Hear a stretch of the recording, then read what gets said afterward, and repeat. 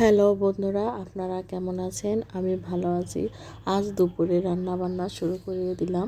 প্রথমে রান্না করেছি আপনার লাউ বটি, আর কি যেটাকে আমরা বলি লাউ ভাজি।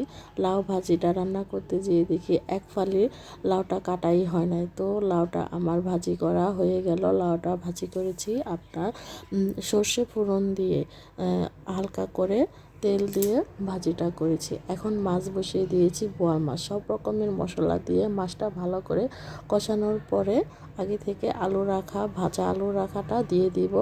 এখন খানিকক্ষণ রান্না করার পরে আপনার ধনিয়া পাতা দিয়ে মাছটা রান্না করে নিব। আরেক চুলায় বসিয়ে দিয়েছি ডালটা সেদ্ধ হয়ে গেলে এখন ডালটা আমি সম্বাদ দিয়ে নিব। ডালে দিয়েছি আপনার টমেটো ডাল আমার কাছে খুব ভালো লাগে। এই তো সরিষা সম্বাদ দিয়ে ডালটা রান্না করে নিলাম।